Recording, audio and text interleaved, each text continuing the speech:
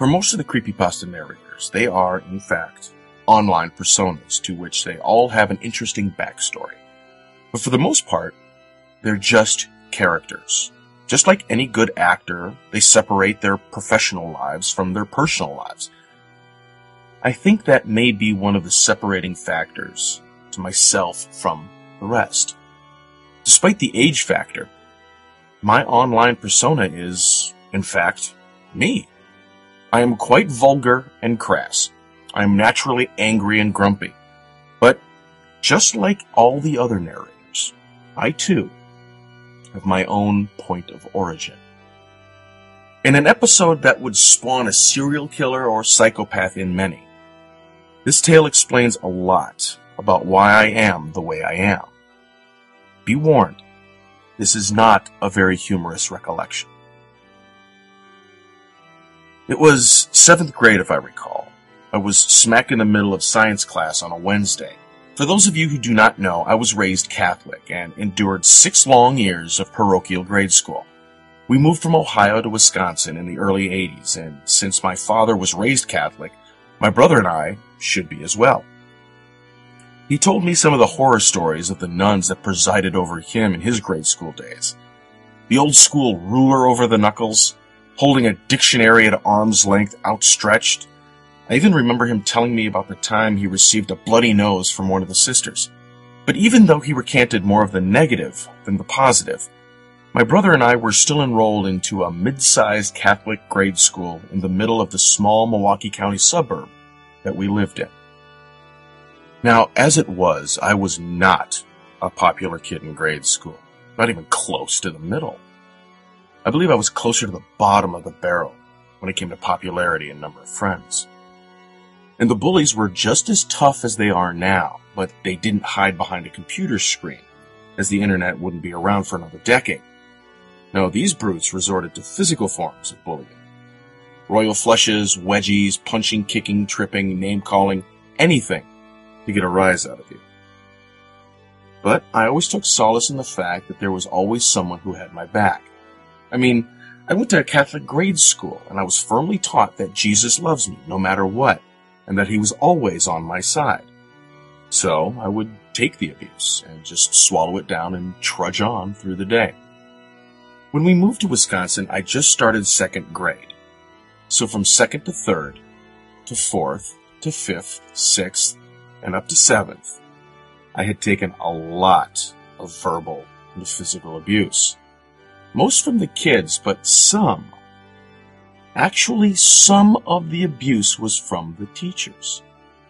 My mother actually went to a parent-teacher conference to have the teacher tell her flat out, "I do not like your son." This was concerning to me since I never acted out in class, never caused any serious trouble. I usually kept to myself for the most part, since none of the other kids wanted to have anything to do with me. But I kept fighting the good fight and pressed on. At the beginning of 5th grade, we received a new principal, Sister R. I prefer to keep her anonymous because who she is simply doesn't matter. Sister R vowed to clean up the school. What this meant, I have no idea. But things got much tougher for me. You see, I'm not a straight thinker. I have never been able to think inside the box, and that is not a good thing when you attend a school that prides itself on order, discipline, and structure. If they wanted the kids to think a certain way, then by gum, that's just what they'll do. A sort of soft brainwashing. Not me. I had questions because things didn't make sense to me. And instead of feeding a creative mind, they began to punish it. Case in point, religion class. We're talking about the book of Genesis. In the beginning and all that mumbo-jumbo. The Bible states that the world was created in 7 days. That simply didn't seem possible to me. I mean, we learned in science class that most geological processes take thousands of years to occur, yet some old man in the sky can alakazam it all together in 7 days? I raised my hand. Teacher, how did he do that? Rather than attempt to explain or make up something on the fly, I was sent to the principal's office. They were told I was being disruptive in class. Disruptive? For asking a question? I could have seen that if I had told the teacher I saw her work in the corner last night, but I didn't. I simply did not understand what we were told was possible. After the new principal took over, it was almost guaranteed that if you were sent to her office, you were awarded detention. And so I received my first. My parents were called, informed of what supposedly happened, and that I would be staying after school for an extra hour. When I got home, let's just say, Mom and Dad were not happy, but I pleaded with them that all I did was ask a question about the Bible. My mom, being a bit more spunky than my dad, smelled something off. My dad took what the school said as gospel, and I was punished. This went on, up until science class, 7th grade. It got to the point where if almost anything went wrong at that school, I was called to the office because I probably had something to do with it. Someone fell down in recess and skinned their knee? Murphy did it. There's a broken light bulb in the boys' bathroom? Murphy did it. The kindergarten class is out of milk. Murphy did it. It was getting ridiculous, and some of the teachers started taking notice that I wasn't at these locations that I was supposedly at when these crimes were taking place. The system seemed to doubt its leader, Sister R. So here we are, back in 7th grade science class. And I like science class. You can't really mess with fact. Facts can be proven with experimentation, logic, and reason. It was my escape from the insanity that happened the rest of the day. The teacher was going on through our lesson for the day when suddenly, Sister R stormed into the classroom.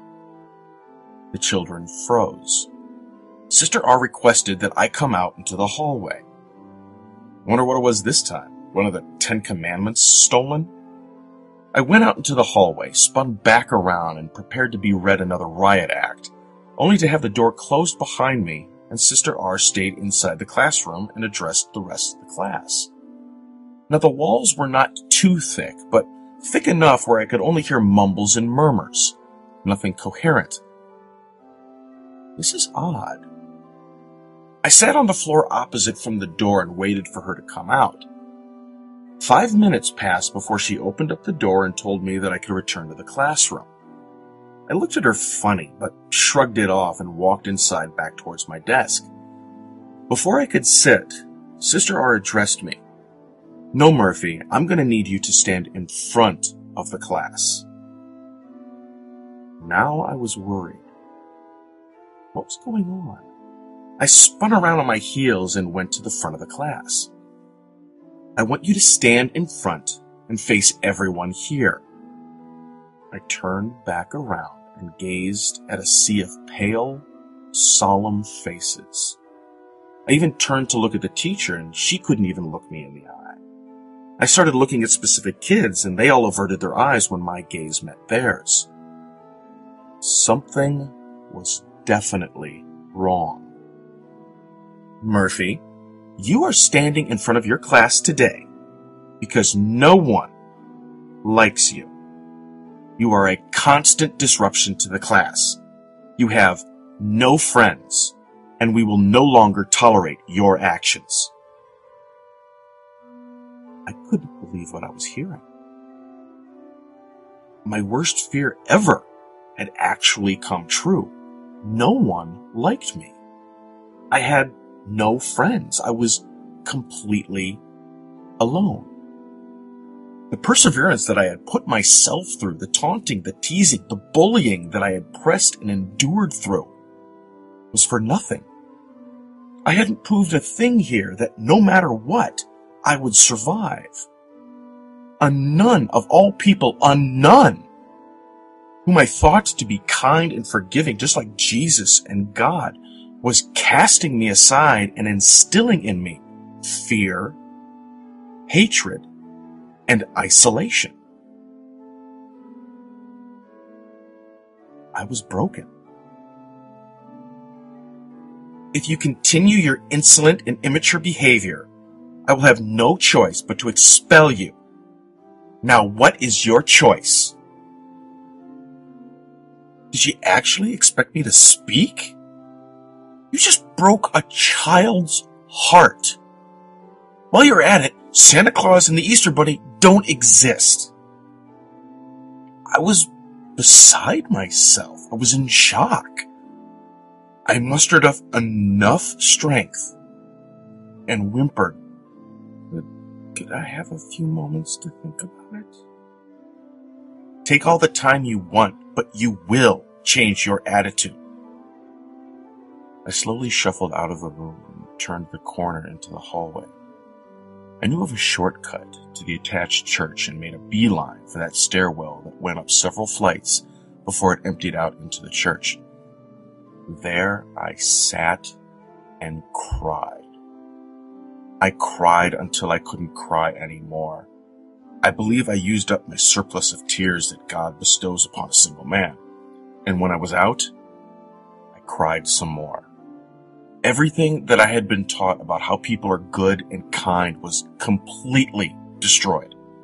All those lessons that led me to believe that Jesus would be there for me, gone. To get to the stairway that led to the secret room, I had to pass by a statue of Jesus, his hands outstretched as if to welcome me into his arms. I hocked back and spit in his face.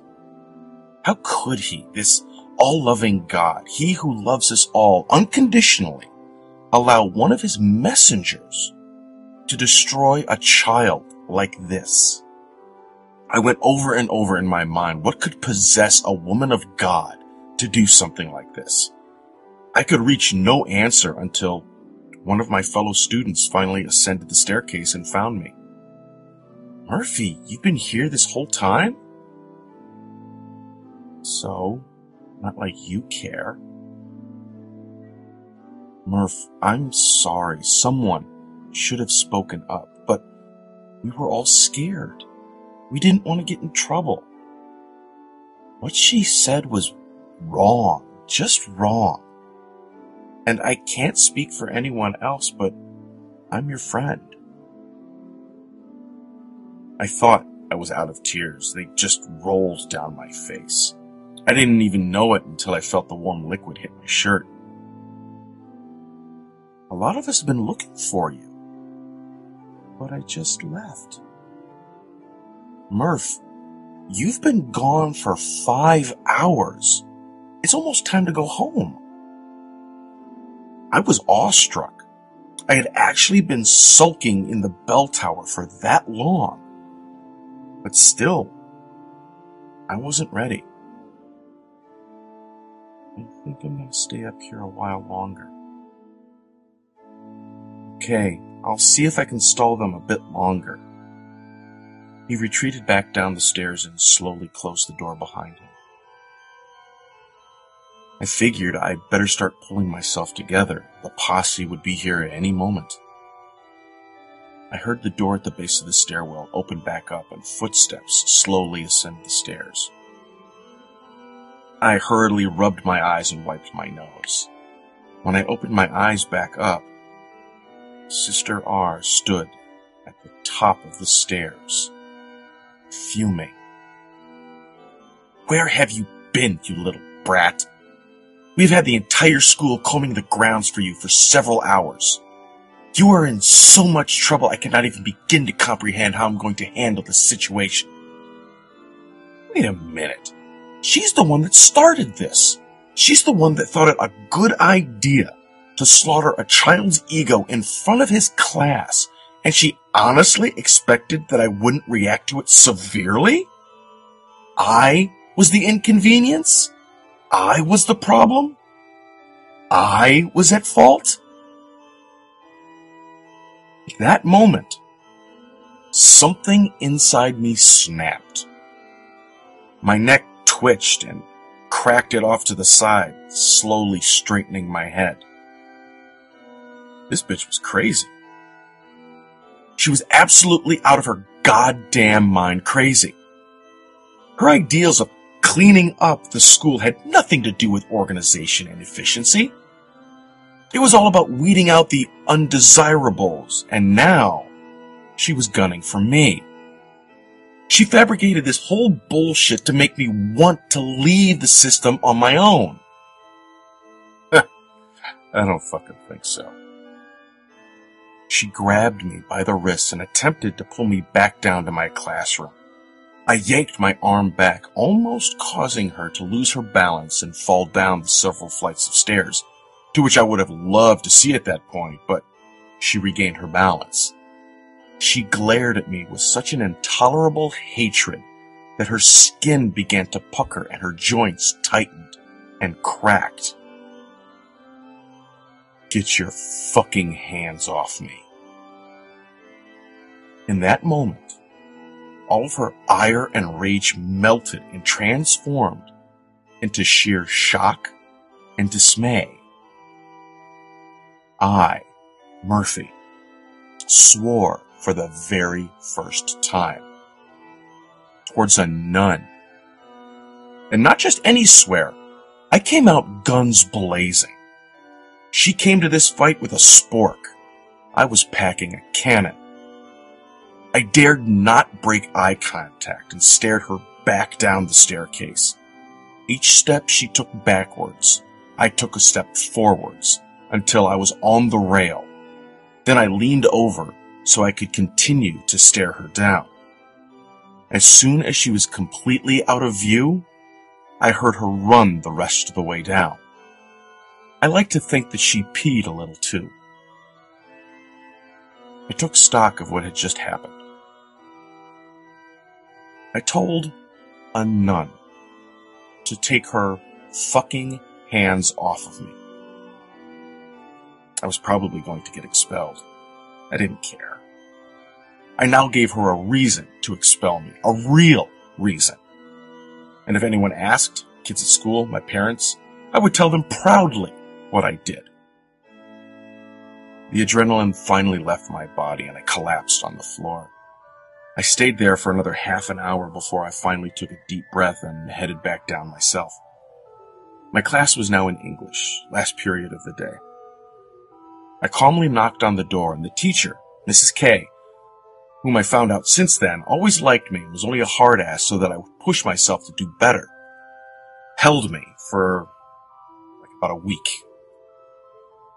I sat down at my desk and everyone, even the bullies, started telling me that what the principal did was wrong. Mrs. K, after class, told me that she would be in my corner if anything else came of this. I took all of the kids' apologies with a grain of salt, told them that they were all completely full of shit, and that if they had learned anything, that their actions would speak much louder than their words. The final bell rang, and they all got up and left in silence. After Mrs. K was done comforting me, I grabbed my belongings and headed for the bus to go home. I honestly cannot remember if anyone asked me what happened up in the bell tower after Sister R finally found me, but the rumor mill was very busy for the next several weeks. Stories from I punched her in the face to I pushed her down the stairs ran rampant through the school. There were only several factual things that most of the class actually witnessed. Sister R never called me into her office ever again, and I really wasn't picked on anymore. I don't think it was pity that the kids stopped. I think it was that they realized this world is hard enough for any of us, and it would be nice if we stood up for each other. There were several side effects to that event. I rarely attend church. I only go if someone is getting married or if someone is dead. I do not consider myself to be a Catholic anymore. I don't really consider myself to be any denomination. I still have issues with any form of organized religion. I still have all that stored and swallowed up anger that I am now learning that I can let out in short bursts. I rarely, if never, cry when I am sad. I can proudly say that I am a much stronger person because of what happened back then. I tend to speak my mind more often.